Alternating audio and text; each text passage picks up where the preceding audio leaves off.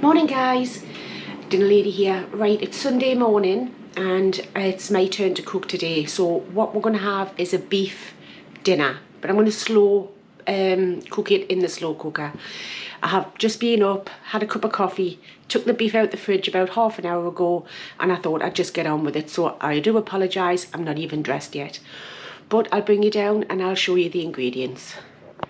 Right, so I got a beef pot roast from Lidl's yesterday.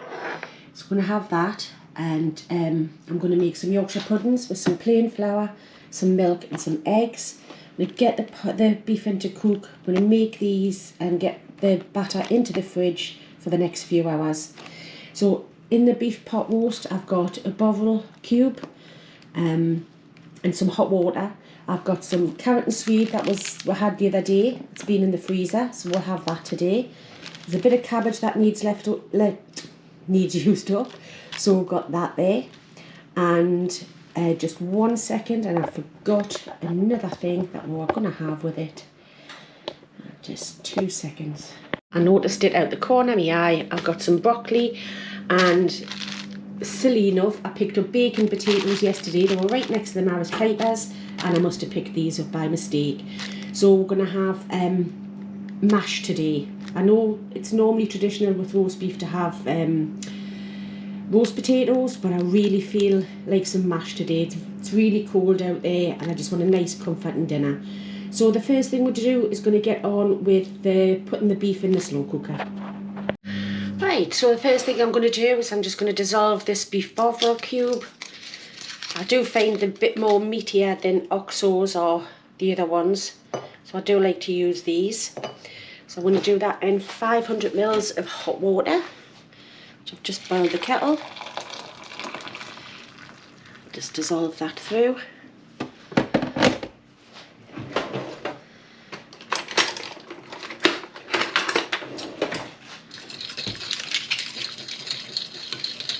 Get that to one side for a second. I'm just going to bring the beef over. You see, it's been out of the fridge for a little while.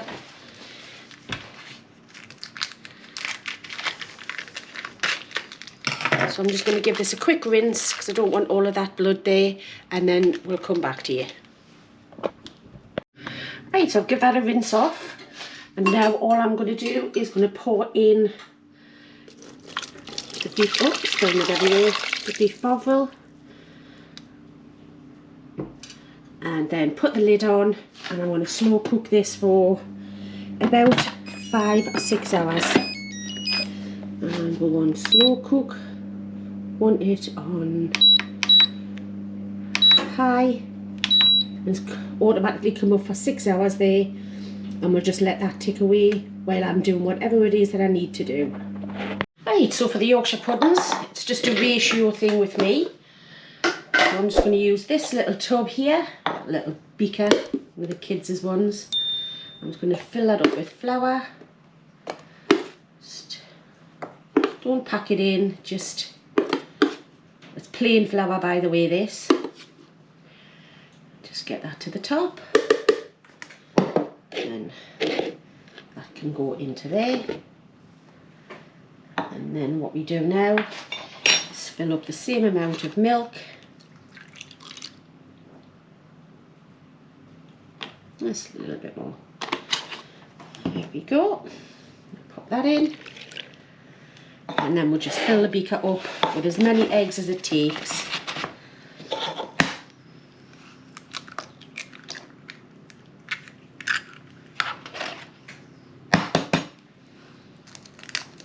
Now, normally I wouldn't make this much, but you can actually freeze the Yorkshire puddings once they're cooked. That's 3.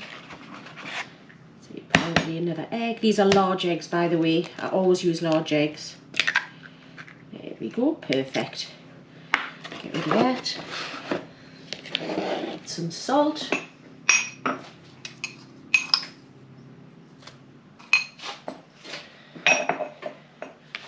And just pop the eggs in. Yeah, so like I say, you can freeze these once they're cooked, and you can just bring them out of the freezer. A couple of minutes in a hot oven when you're finishing off your dinner, and they're back to life again. So just mix this all up.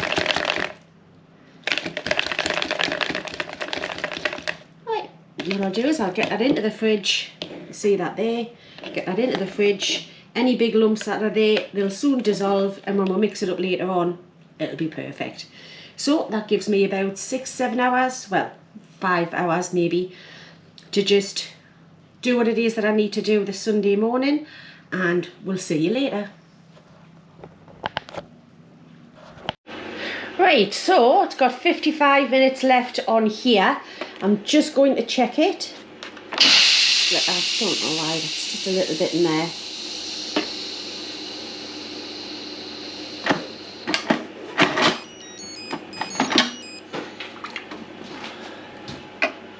And there's the beef there, look. So what I'm going to do is I'm going to put you down and I'm going to bring it out and let's have a test of it. Might need the other 55 minutes, it might not. So just give us a sec, guys. Right, so I've just getting that out there, and as you can see, I'm just going to get the fork out there as well. That's just pulling apart like that. So what I'm going to do is I'm going to turn this off now. I've got the oven on to put the Yorkshire puddings in, and I'll just keep this nice and warm. Right, so with these being bacon potatoes, I've just let them cook really slowly. I think they're just about done now for the mash. I've got the broccoli all there ready. The rest of it I've put back in the fridge, and that bit of cabbage, and we have got the carrot and swede as well. So I'm just going to get the Yorkshire puddings into the oven. Well, the fat first. I'm just going to get the fat in there and get that in the oven. Right, so what I'm using is some of the duck fat that I did the chicken in the other day. So it'll have lots of chicken flavour in there as well. I'm just going to put a little bit, about half a teaspoon into each one. Get that in the oven and get it lovely and hot. So we've got the duck flavour off the duck fat and some chicken flavour as well, which will be absolutely lovely. Right, so I will get that into the oven and get that really hot, and then we'll come back. Right, so I've got the potatoes draining there now, so we'll just want them to steam off a little bit. And once they've dried off just a little bit, because we don't want it too watery, I'll put it through the ricer and we'll make up the mash. So we'll see you in a bit. Right, so while they're steaming off a little bit, what I'm going to do is I'm going to get some butter in this pan. A couple of bits there off when Ian was doing pastry. And put in as much butter, there's no actual recipe for it, just as much butter as what you would like. And some milk. You can always add, but you can't take away, so I'm just going to put that on to quickly warm up. It doesn't have to be screaming hot. When the potatoes go in, they will melt it anyway, so I wouldn't worry too much about it. So they're steaming off really nicely there. I'm just going to put them to one side because I need this board for the pan because it'll be hot. And we need the salt as well over there, and white pepper.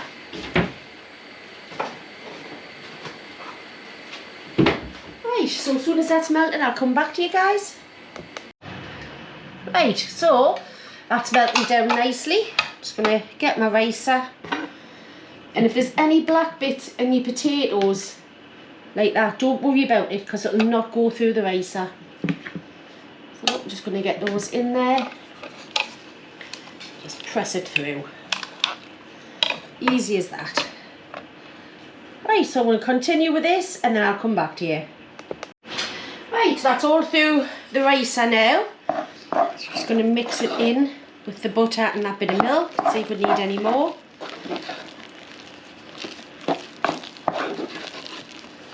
Lovely smooth creamy mash. And then that'll just sit there and wait. You can warm up mashed potato. I've done it all of my life, especially when we used to have everybody around pre-COVID on a Sunday. Get everything more prepared, and then just slowly warm it back up with a little bit more milk and a little bit more butter. Bit of white pepper in there.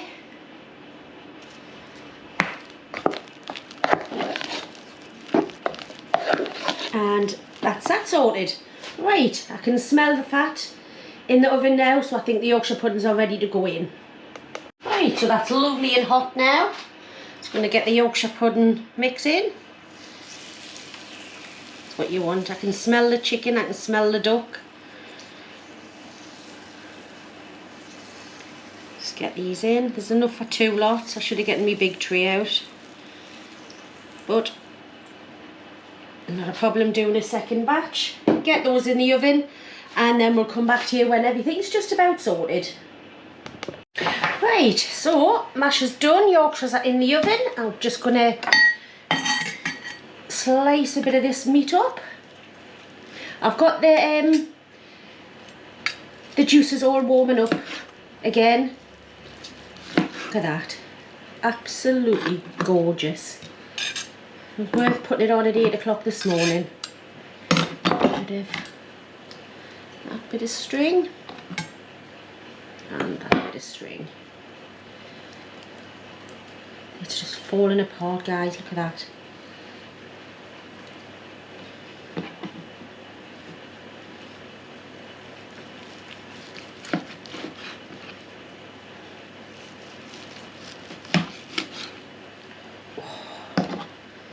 And loads left for leftovers.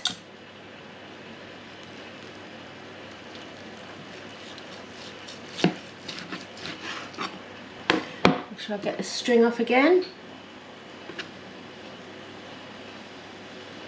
Might as well just get it all off now if I can.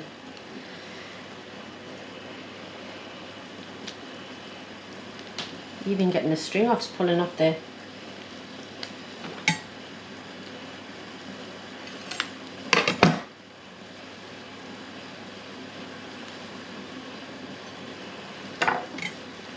Right, so I'm just going to finish off doing all these and put it into there, and then we'll come back and make up the gravy.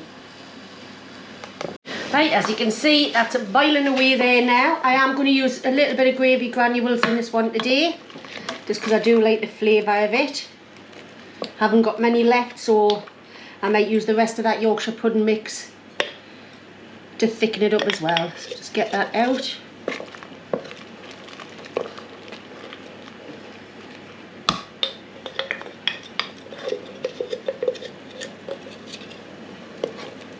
Well, that's the last of that.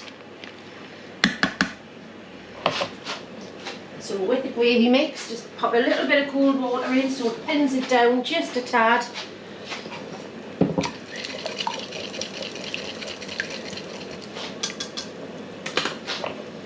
And pour that in, give it a stir. Make your gravy however you like it. I know gravy is a personal thing. We like it quite thick. I know that people don't like it as thick as that, but that's the consistency that I'm happy with. So what I'm going to do is I'm going to turn this off. I'm going to pop the meat back in so it doesn't dry out. Put the lid on and just leave it so it's all cooling. Well, actually it'll not stay warm in there while everything else is ready. Right, so I've turned that off. Now I'm just going to pop the meat straight back in. Still bubbling away at the moment, but I have turned it off. Oh, just found another bit of string. Knew that would happen. At least I found it before it went in here. So I'm just going to pop all of this in and any juices that's collected. And just leave that in there. I don't know what I've done with the other one. Just, right, I don't know if you can see in there, guys. Lovely slow cooked beef. Rich gravy. Buttery mash. And a few veggies. Can I get any better for a Sunday? So I'll just put the lid on this and wait until everything else is done. Right, so the alarm's just gone off for the Yorkshire puddings. So I'm just going to get them out. can without burning myself. Wow. And look at them beauties. They've risen lovely. Nice and crispy. Right, so the next time you see us is when we're putting everything together. Right, so I've just warmed up the veg and the potato. I'm just going to get that little bit of potato on there. Ian doesn't like loads, so just a little bit on there will do him fine. And you can have a look at this beef, guys. It's absolutely falling apart. Beautiful. Just get some of that on there.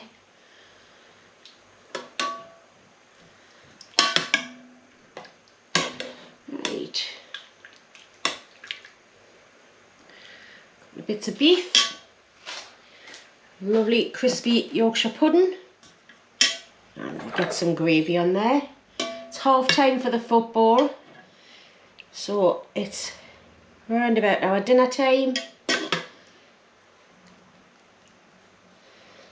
Just move that out of the way. So there you go, guys. My take on a slow cooked joint of beef Sunday dinner. Right, so there we have it. It's taste testing time. And then guys, right, digging into this. Right, the first thing you're going to do is just put a bit of horseradish on my beef. I say a bit. I do like quite a generous piece. So right, I'm going to dig in. So we try the beef first? Yeah, I think that's the star of the show, isn't it? Yep. I'm going to try the beef.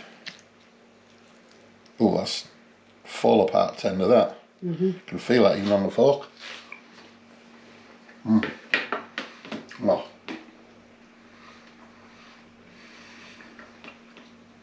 That lovely soft, velvety feel. You know when it's perfectly like cooked, slow cooked.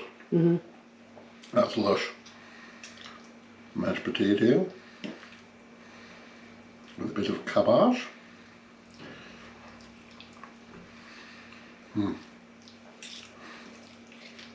Again, tasty. Carrot and sweet mash. Is that from what we saved from last week? Yes. I thought it was. Waste not, want not. See, no need to throw it in the bin. Put it in the freezer. Got it for the following week. Happy days. Yep, the broccoli's cooked. That's nice to have. We normally use frozen broccoli, don't we? Yeah, just really fancied some fresh broccoli this week. It's nice. And the Yorkshire pud. I know these are going to be fantastic because Mum's Yorkshire puds are always fantastic. The gravy.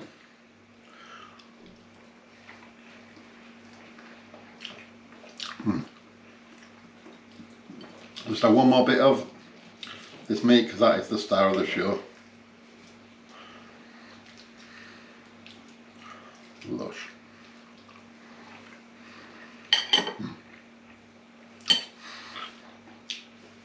Absolutely stonking, that is absolutely stonking. Beef done that way is lovely. Another winner. So again, it's Sunday afternoon now. We've just been watching the football, so it's half time, so I'm going to have my dinner in between. We're actually winning. So yes, give it a go. So Definitely easy give it a go. as well. In a slow cooker. In a conventional slow cooker, in a one like that, even if you haven't got one, just put it in some stock, cover it over and put it in the oven for low oven for a few hours. It's delicious, absolutely delicious. So again, thanks for watching, for liking, subscribing, commenting. Keep them coming, keep the recipe ideas coming. Like we always say, we really do appreciate both our channels. Well, Man's especially is going, whoa! Yeah, thank you. Man's so going much. up as well. Really appreciate it. It's it makes it worthwhile, all the hard work that we do, you know, because we both work full time as well. So it makes it sometimes you don't feel like doing it because you're tired, and we crack on and we do it, and some of the lovely comments we get and likes and shares and everything, it just makes it all worthwhile. So right, I will leave that there, and we will catch you guys very, very soon. See you later, I will see you tomorrow. See you later, guys. See you later. Bye. Bye for now.